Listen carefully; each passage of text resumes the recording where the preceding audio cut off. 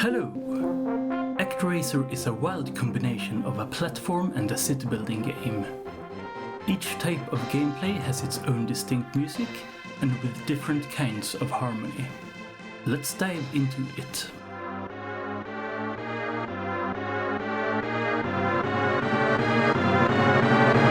For those of you who haven't played the game, it's about playing God. Although the player never controls God, but instead there is an angel or an animated statue that is controlled by God, or the player. Which begs the question if the player controls God, that in his turn controls the avatar, or if the player actually is God. More essential is, it isn't God, because Nintendo of America had some strict rules against any non-Roman gods or symbols thereof. Therefore, God was renamed Master, and Satan was renamed Tantra. And the game and this analysis has nothing to do with Christianity. As a strange reverse form of when an Athenian would say, nothing to do with Dionysus. The gameplay is divided into two sections. One action platformer, where the player's statue is slaughtering evil monsters. This section can also be divided into two. The smiting of general monsters in a multitude, and the smiting of a final boss at the end of the level. Each sort of smiting has its own music. The second section is a city-building game, where the area, now ridden of monsters, can be populated with worshippers. These worshippers also give offerings that can be used in gameplay, and in one case they offer the player a new soundtrack. At the time, Actraiser was one of the first symphonic game soundtracks. There were forerunners, of course, but the FM synths of the Genesis weren't that great at imitating all the instruments of the orchestra, and the PC Engine's samples of only 32 bytes neither could really cut it. There were computers with MIDI too, but the composers could never know how the end result would sound, so they had mixed results. So no matter where you draw the line for the first symphonic soundtrack, there are no doubt that Yuzo Koshiro broke new grounds. That means that while some inspiration can be found in the broad ranks of video game music, we must also look at the orchestral genres outside of VGM. One of those were, naturally, classical music, and we can clearly hear the influence of it.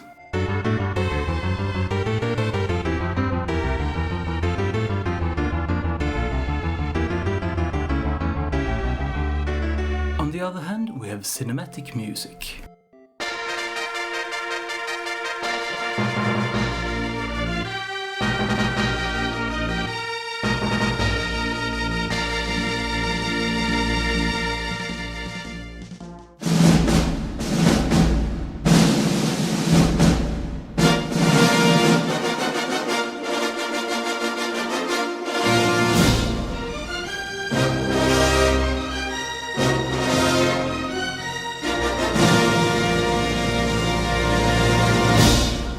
A few lines too many have been written about the connection between Star Wars and Actraiser, and Mr. Koshiro have also confirmed his inspiration from John Williams.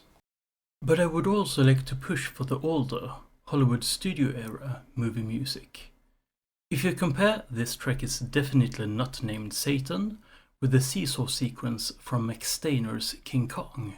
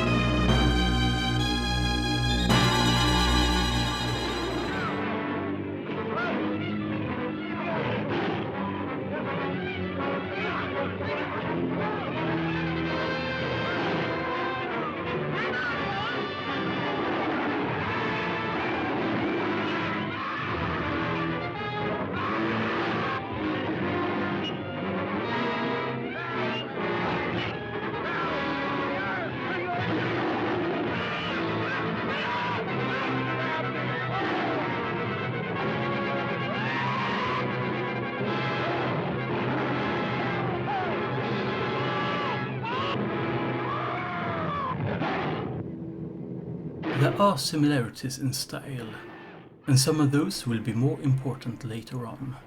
It should also be mentioned that John Williams and the new Hollywood music was built on a foundation of the old.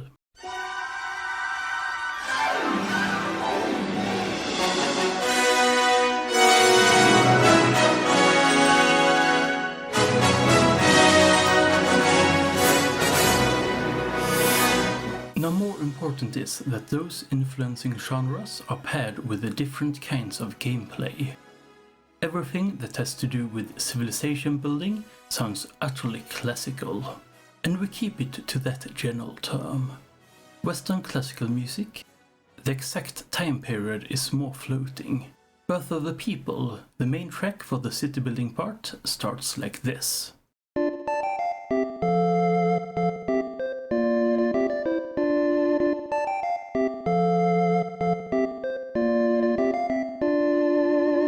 The natural minor and the rhythm sounds Renaissance or possibly early Baroque.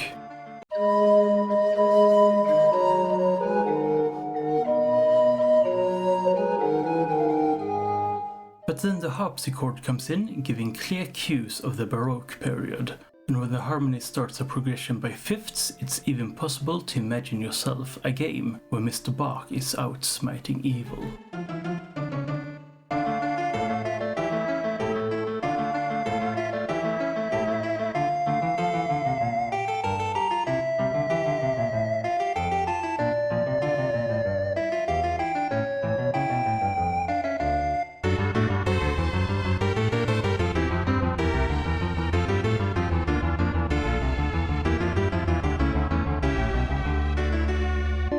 It's an open question what the lead instrument is intended to be. The solo parts sounds like a recorder.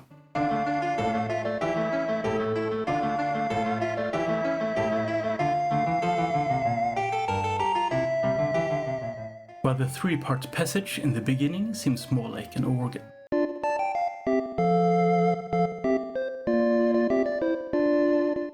I take the argument in the bass line from the last part before the track loops.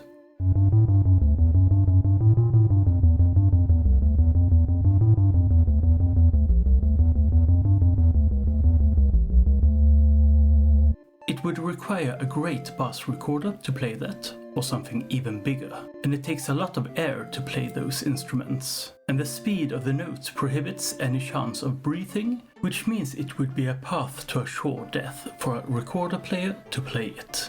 Of course, it is just a synth. But Nintendo of America, apart from non-Roman gods, also banned depiction of death.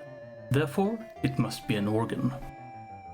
The track Sacrifices, the alternate track that the player gets from the followers and that later can be used to calm them, sounds more like a minuet, even implying the lighter orchestrated trio part in the middle, although ignoring all other parts of a minuet and trio form.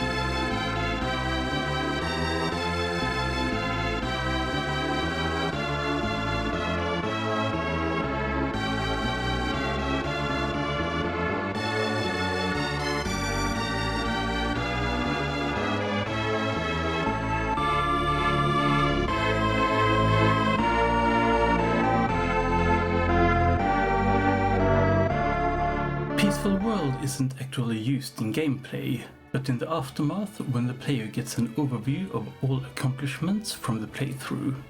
But it uses the same top-down view of the settlements, so we include it. This sounds more like the classical period in both the melody, the generic accompaniment, as well as the lightly used timpani. Also please notice that while the early gameplay tracks were in D minor, this happy ending is in D major.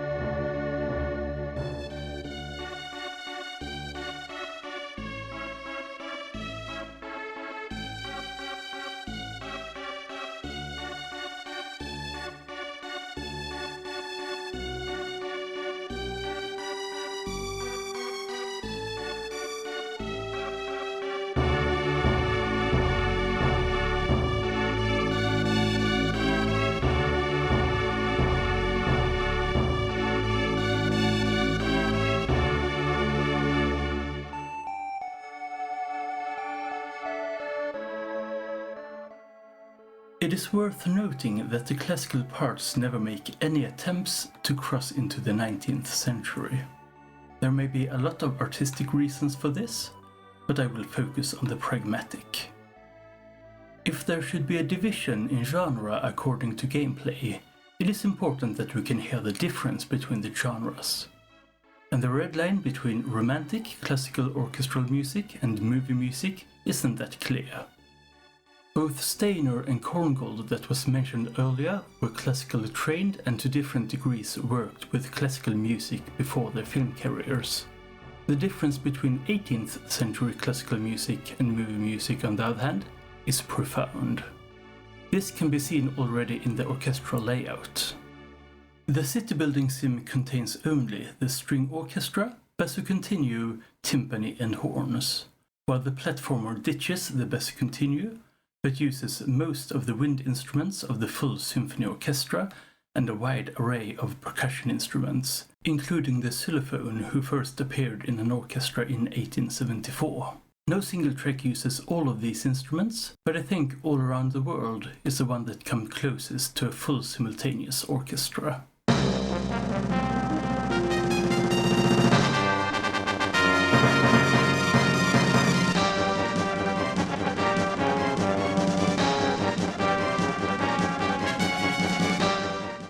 Another divider is harmony, and here the gameplay becomes important again. During the action phases of the game, the player rids the lands of Tensura's corrupt monsters so that the civilization part can start. This means that the lands in the simulation parts are relatively pure and godly, and that the platformer levels can be considered evil. The classical, godly part also consists of tonal tertian harmony with very little dissonance. The more evil, on the other hand, the more dissonance. There are 3 boss tracks that can be considered pure evil. The Beast Appears is used on the first boss of each area, and Powerful Enemy on the second bosses, who is also mentioned as the Evil One's 6 guardians in the manual. The final boss fight with Tensura is the only time we hear the 3rd track with the typo title. This is probably the most evil one, so we start there.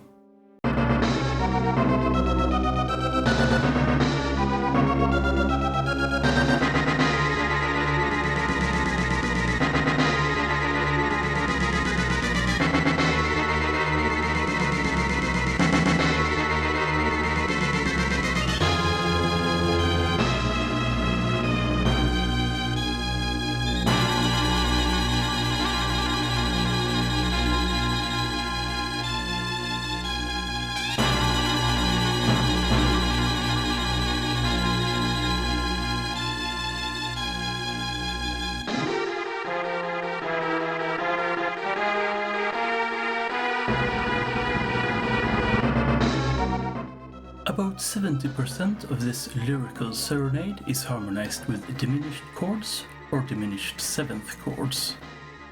And here we should take a break and think about diminished chords, because all diminished chords are not equal. A diminished chord is built by only minor thirds, which makes it a minor chord with a diminished 5th. If you add a 7th, it too becomes diminished and sounds like a major 6th. It is just spelled like a 7th. Now, the most traditional use of a diminished 7th chord isn't that radical and rather common in traditional music. We have one in Sacrifices in the civilized part of the game.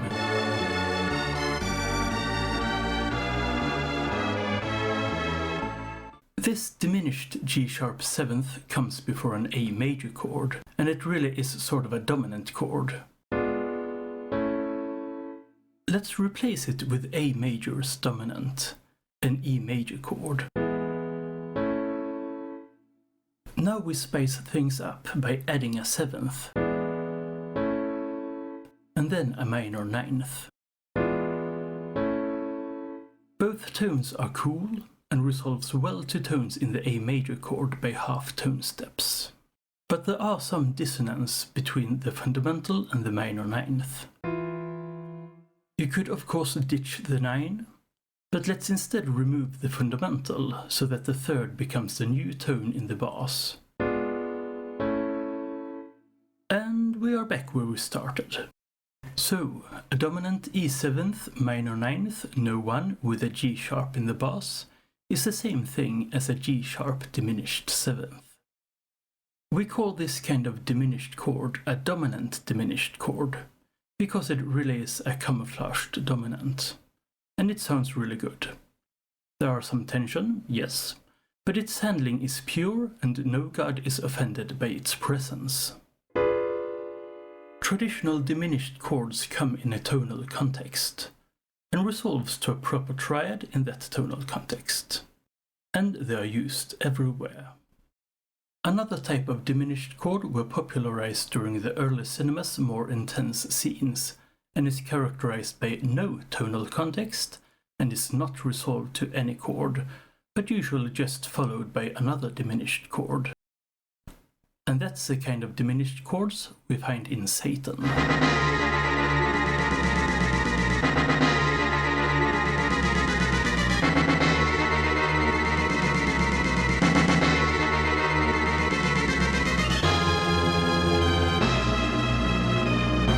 This use also quickly became a stapleware in horror movies, and it's a chord you sing in the shower at every Halloween. So Mr. Koshiro travels in areas with a lot of tradition here. It should be mentioned that the diminished 7th chord contains two different tritone intervals, an interval that is sometimes called the interval of the devil, and according to legend should have been banned in church during the Middle Ages. This is of course completely false and a rather modern myth that has absolutely no relation to Christian theology. But neither has Actraiser, so I guess that's no problem. The atonal use of the diminished 7th chord is by all means not the only musical force of evil, neither in Hollywood's golden era nor in Actraiser. It's only the most used one. Other popular chords are the major chord with an added minor 9th, and the augmented 9th chord. The later can also be described as a chord with both the major and the minor third at the same time. Powerful Enemy is rather equally divided between those two chords.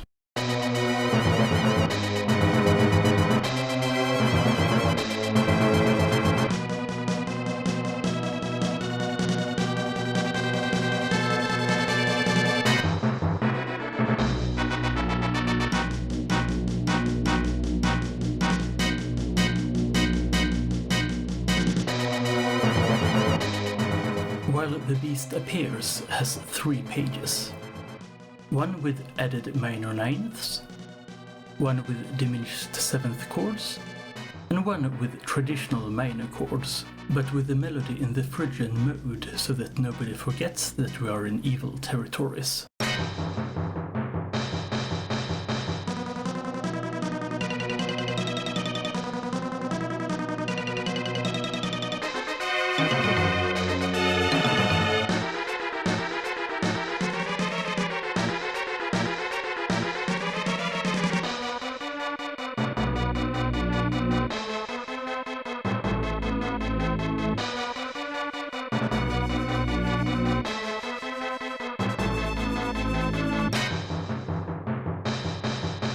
If we continue to the regular levels before the bosses, the music seems to follow a light version of the boss fight harmony.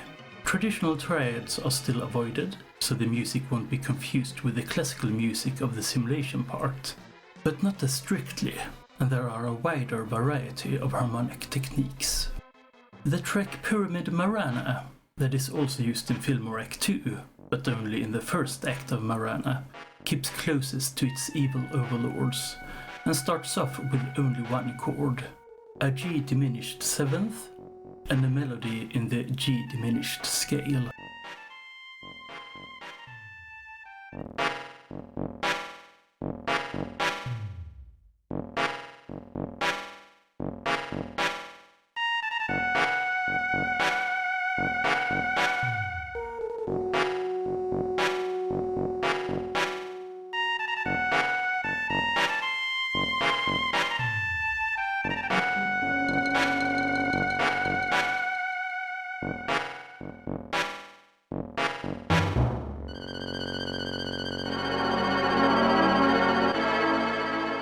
While Bloodpool Cassandra explores a couple of new, not true traditional chords, most notable a chromatic move of major 7th chords with diminished 5ths.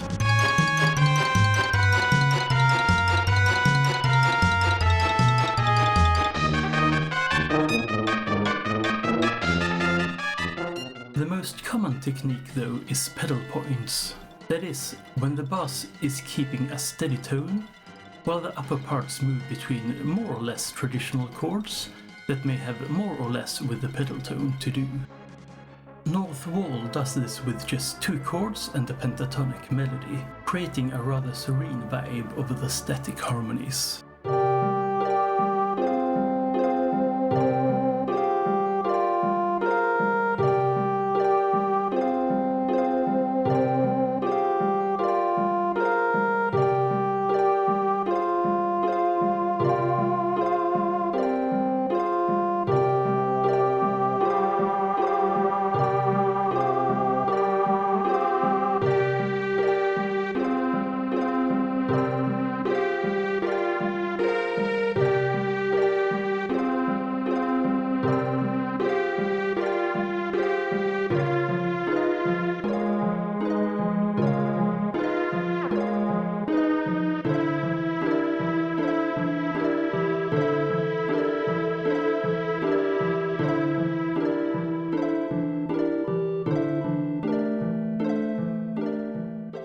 While Cassandra Bloodpool starts with open 5ths chords above and below the pedal tone in a Phrygian scale, a very different effect.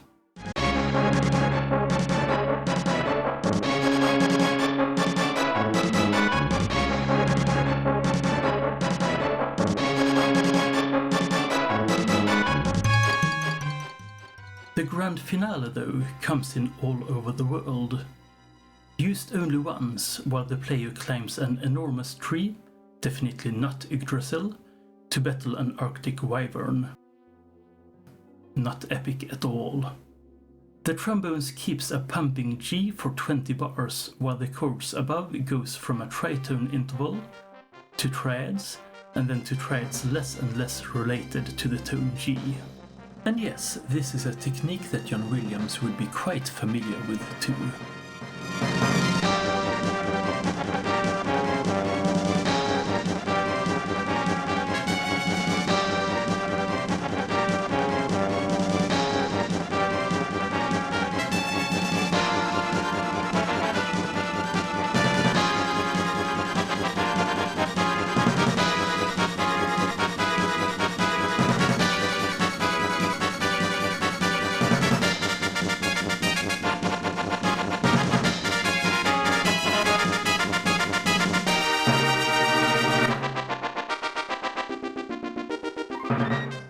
There is one track that doesn't fit to this harmonic division of traditional harmony versus not that traditional and movie music, and that is Filmore in the start of the game that has 100% triads. In fact, Filmore sticks out in many ways. It is the only track that uses a drum kit, as well as an electric bass and the rock organ.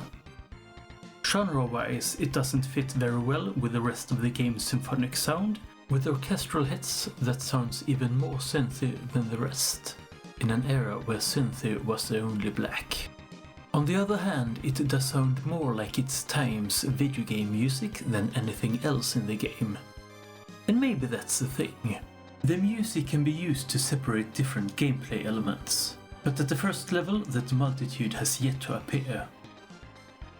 In a lush magical forest, filled with zip lines, where even the magic trees are polite enough to give you a ride when needed, there neither is a need to show off some great evil nor exotic location with the music.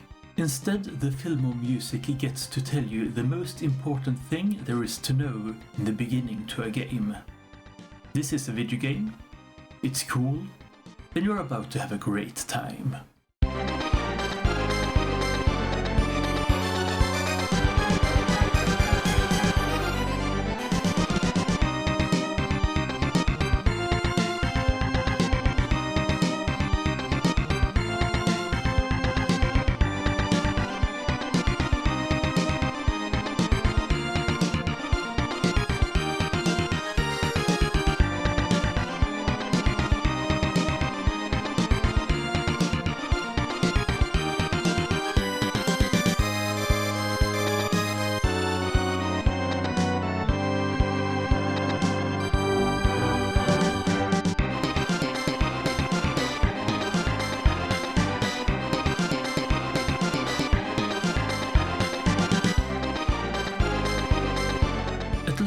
a few words should be said about this chord.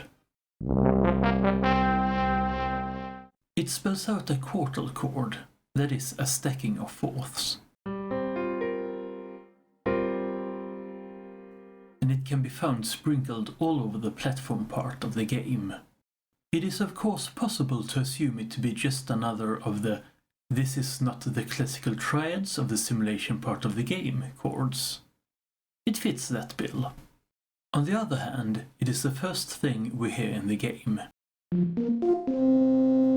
It is also the thing we hear every time the master descends to Earth to possess a stone statue.